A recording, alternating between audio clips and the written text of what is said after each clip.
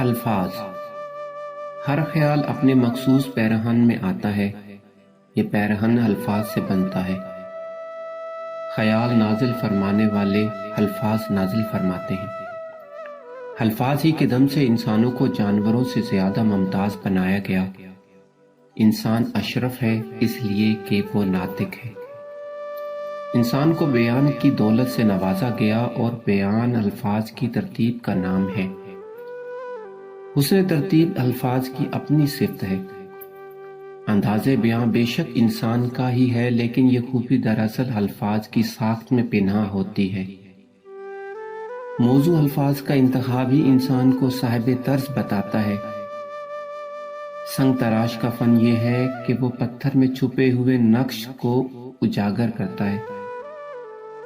یہ کام بڑا کام ہے، ہر آدمی کے بس کا نہیں۔ اسی طرح الفاظ سے مضمون اور مضامین سے الفاظ کے رستوں کا علم ہی انسان کو مصنف بناتا ہے۔ الفاظ کے بغیر حسن خیال بس جلوہ ہے، صرف جلوہ، ایک گونگے کے خوبصورت خواب کی طرح، اور خیال بغیر الفاظ صرف ایک ڈکشنری ہے، ایک ڈھیر ہے ایسی اینٹوں کا جنہیں کوئی عمارت بننا نصیب نہیں ہوا۔ دنیا میں اصل قوت الفاظ کی ہے۔ اس کائنات کی ابتدا ایک لفظ سے ہوئی، ایک مقدس لفظ، ایک امر۔ صاحب امر کا کن کے لفظ میں ایک مکمل کائنات، ایک مکمل نظام، ایک مکمل داستان پنہاں تھی۔ یہ ایک ایسا لفظ تھا کہ جس کی اطاعت میں آج تک ہر شے عمل پیرا ہے۔ یہ لفظ عجب کرشمہ تھا کہ نہ ہونے سے ہونا ہو گیا۔ عدم سے وجود کا سفر کن سے شروع ہوا، اور وجود سے عدم تک کا سفر بھی اسی لفظ کی تاثیر کا حصہ ہی ہے۔ الفاظ کی طاقت قدم قدم پر عیاں ہوتی ہے۔ قوموں کو خواب غفلت سے بیدار کرنے کے لیے الفاظ کا تازیانہ ہی کافی ہے۔ قومی و ملی شعراء کا کمال الفاظ کے دم سے ہے۔ الفاظ خون میں حرکت پیدا کر دیتے ہیں، غلامی آزادی میں بدل جاتی ہے، انسان کے عمل کی اصلاح ہو جاتی ہے۔ کسی معاشرے میں استعمال ہونے والے الفاظ کا بغور مطالعہ کرنے سے اس معاشرے کا اخلاقی معیار واضح ہو جاتا ہے۔ ترقی کرنے والے معاشروں میں اور طرح کے الفاظ استعمال ہوتے ہیں۔ الفاظ ہی امید کے چراغ روشن کرتے ہیں، اور الفاظ ہی مایوسی کی تاریکیاں پیدا کرتے ہیں۔ الفاظ کی خاص ترتیب حد خوانی کا کام کرتی ہے۔ ہمارے ترانے ہماری کیفیات کو ایک نہج کی طرف مائل کرتے ہیں۔ دشمنوں کے خلاف صف آرا ہونے کا عمل الفاظ کی بدولت ممکن ہے۔ محبت ایک جذبہ ہے، ایک خواہش ہے کسی کے قریب ہونے کی۔ محبت خاموش بھی ہو سکتی ہے، لیکن الفاظ محبت کو کچھ اور ہی چاشنی اور رنگ عطا کر دیتے ہیں۔ محبت کرنا اپنی جگہ، لیکن محبت کی تاثیر میں ڈوبا ہوا شہر کچھ اور ہی جلوہ ہے۔ محبت اتنی قابل محبت نہیں ہوتی جتنا اسے الفاظ بنا دیتے ہیں۔ ہمارے رشتے، ہماری چاہتیں، ہماری نفرتیں اس لیے دیرپا ہوتی ہیں کہ ہم انہیں الفاظ میں ریکارڈ کر دیتے ہیں۔ کسی کو دوست کہہ دینے کے بعد ہم اس کی جفائے وفا نما کو برداشت کرتے ہیں۔ وہ دوستی کا جذبہ اندر سے کئی دفعہ زخمی ہوتا ہے، لیکن ہم جذبوں کے سرد ہونے کے باوجود لفظ دوستی کو نبھاتے ہیں۔ لفظ ہمارے تعلقات کو استقامت بخشتے ہیں۔ ہم رشتوں کو اس لیے بھی قائم رکھتے ہیں کہ انہیں رشتہ کہہ دیا جا چکا ہے، کہہ دینا ہی قیام ہے۔ کلمہ پڑھنے سے مسلمان ہونے والا زندگی بھر مسلمان رہتا ہے۔ اگر اسلام کا مفہوم سمجھ میں نہ بھی آئے تو بھی مسلمان ہی رہتا ہے۔ کلمہ پڑھ لینے سے ہی مہر ثبات لگ جاتی ہے۔ الفاظ سے ہی قرآن ہے۔ خدا کے مقدس الفاظ بندوں کے نام روح القدس کا لایا ہوا پیغام پیغمبر کے ذریعے سے تمام بنی آدم کے لیے۔ ان الفاظ کی ترتیب اتنی مستقل کہ اس کی حفاظت اللہ نے اپنے ذمہ لگا رکھی ہے۔ زیر زبر نقطہ تک نہیں تبدیل کیا جا سکتا۔ قرآن کے الفاظ قرآن کے علاوہ استعمال ہوں تو قرآن نہیں، الفاظ خدا کے ہوں تو قرآن ہے۔ نبی کے الفاظ حدیث ہیں، بزرگان دین کے الفاظ ملفوظات ہیں، داناؤں کے الفاظ اقوال ہیں۔ جتنی مقدس زبان سے ادا ہوں گے اتنے ہی الفاظ مقدس ہوں گے، اتنے ہی مؤثر ہوں گے۔ ہم الفاظ کی دنیا میں رہتے ہیں، الفاظ کے حصار میں رہتے ہیں، الفاظ ہمارا کردار ہیں، الفاظ ہمارا ماحول ہے، اور کبھی کبھی تو الفاظ ہماری عاقبت ہیں۔ الفاظ کانوں کے راستے دل پر اثر کرتے ہیں، اور دل پر اثر کے بعد اعضاء و جوارح پر عمل کا حکم نازل ہوتا ہے، اور یوں انسان کا کردار بنتا رہتا ہے۔ اچھے الفاظ پر کچھ خرچ نہیں ہوتا، لیکن اچھے الفاظ سے بہت کچھ حاصل ہوتا ہے۔ الفاظ ہی انسان کو پسندیدہ یا ناپسندیدہ بناتے رہتے ہیں۔ الفاظ کی خوشبو کی طرح ماحول کو معطر کرتے ہیں۔ ہر سماج اور ہر گروہ کے الفاظ الگ الگ ترتیب رکھتے ہیں۔ آپ کسی کے الفاظ یا گفتگو سن کر یہ بتا سکتے ہیں کہ وہ کس پیشے سے تعلق رکھتے ہیں۔ بازار میں بیٹھنے والے بازاری زبان استعمال کرتے ہیں، دارالعلوم کے لوگ اور ہی زبان استعمال کرتے ہیں۔ علماء کی زبان اور ہے، حکمہ کی زبان اور ہے، اسی طرح جہلا کی زبان اور ہے۔ فلمی ماحول کے الفاظ اور ہیں، ڈرامے کے اور، نثر کے اور شعرا کے اور ہیں۔ شعر کی دنیا میں الفاظ کی ایک بندش بس معنی کے پرت کھولتی چلی جاتی ہے۔ سامعین پر ایک کیفیت طاری کر دینا شعر کا اعجاز ہے۔ دل سے نکلی ہوئی بات دلوں میں ایسے داخل ہوتی ہے کہ سامع کہہ اٹھتا ہے کہ میں نے یہ جانا کہ گویا یہ بھی میرے دل میں ہے۔ بولنے والے کا سوز الفاظ میں سوز پیدا کر دیتا ہے۔ درد سے گایا ہوا کلام محفل میں عجب سما پیدا کر دیتا ہے۔ الفاظ کے معنی پیچھے رہ جاتے ہیں، گانے والے کا سوز قلوب کو زندہ کر دیتا ہے۔ ایک دفعہ عظیم پریم راگی نے اپنی ایک نجی محفل میں ایک واقعہ بیان کیا۔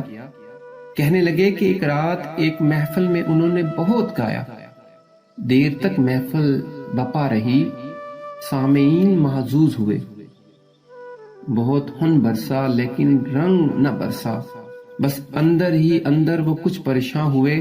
رات گہری ہو چکی تھی، انہوں نے اپنے گرو کو یاد کیا، دل کا چراغ روشن کر کے کچھ الفاظ اپنے پاس سے مرتب کر کے الاپنا شروع کیا۔ الفاظ تھے، سیاں سے سیاں ملا جا رے بالم، بالم سے بالم ملا جا رے سیاں۔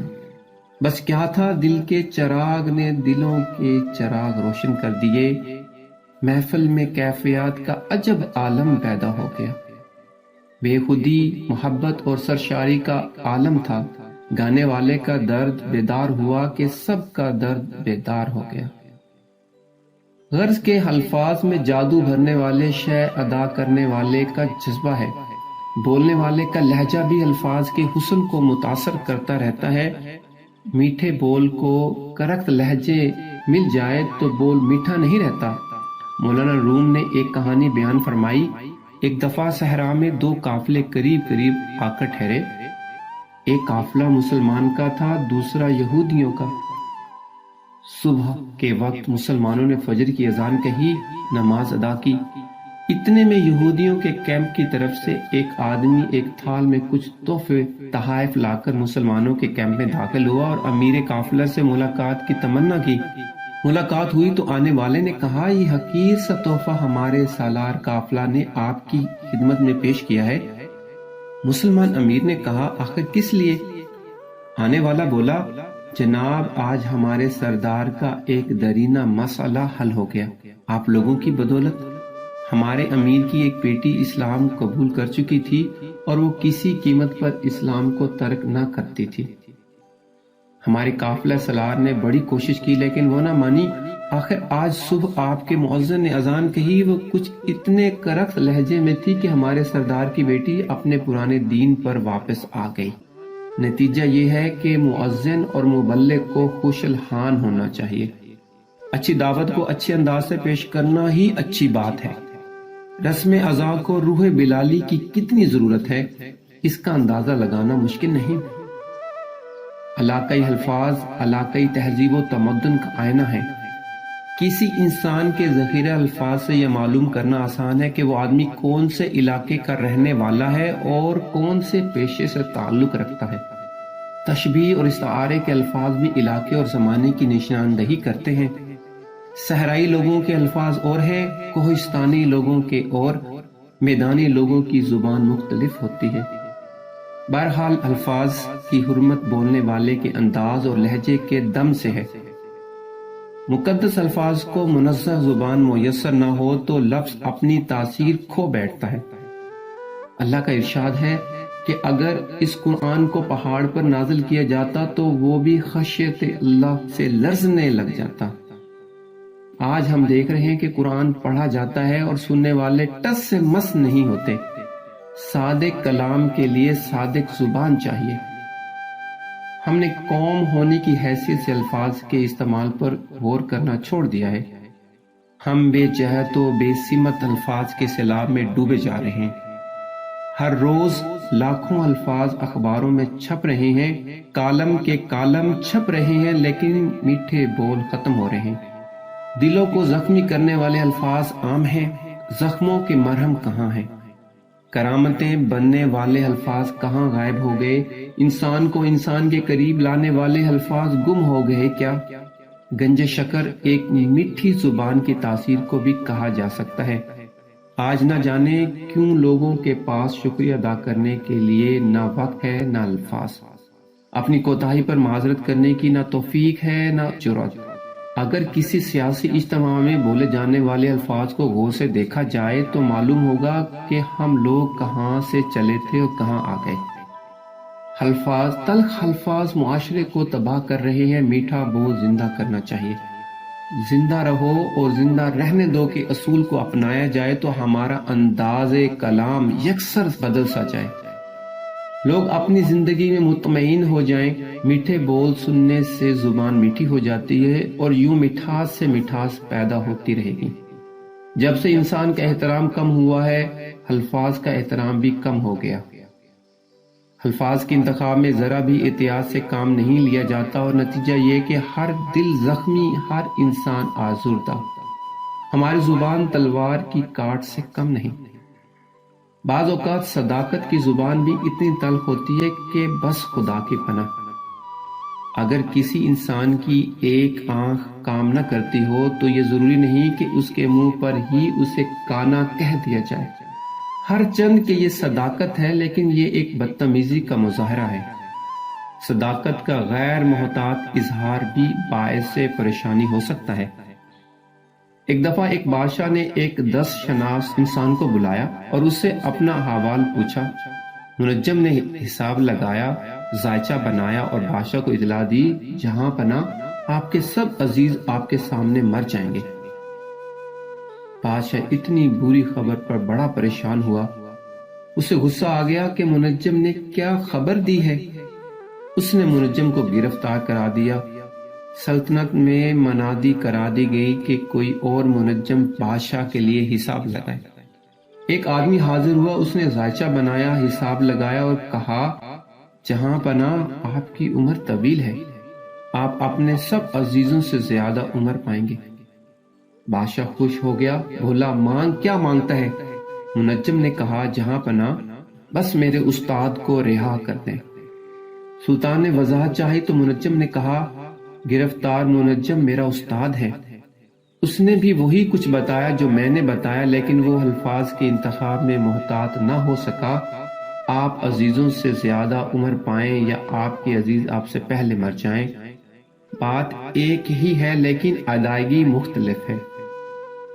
اور یہی چیز اہم ہے کہ ہم الفاظ کو کس طرح استعمال کرتے ہیں۔ الفاظ بھی خاندان رکھتے ہیں۔ قصیدے کے الفاظ اور ہوتے ہیں اور مرثیہ کے اور۔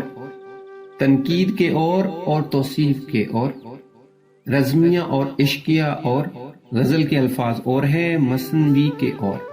کیا یہ سمجھنے کی ضرورت نہیں کہ شرافت کے الفاظ کون سے ہیں؟ بد مزاج ہونا اتنا خطرناک نہیں جتنا بدتمیز ہو جانا، کیونکہ بدتمیز آدمی الفاظ کے غلط استعمال کا مجرم بھی ہے۔ الفاظ کے صحیح استعمال کی توفیق نعمت ہے، یہ نعمت بھی کم انسانوں کو نصیب ہوتی ہے۔ الفاظ سے ماحول کو خوشگوار بنانے کا کام لیا جائے تو بڑی بات ہے۔ خالی الفاظ نکلنے اور الفاظ اگلنے سے کوئی مسئلہ حل نہیں ہوتا۔ الفاظ سے ماحول روشن کیا جائے، الفاظ سے دلوں کو خوش کیا جائے، الفاظ سے تعمیر ملت کے عظیم کام میں شامل ہونے کے لیے لوگوں کو آمادہ کیا جائے۔ الفاظ حقیقت ہیں، الفاظ امانت ہیں، الفاظ دوست ہیں، الفاظ طاقت ہیں، انہیں رائیگان نہ ہونے دیا۔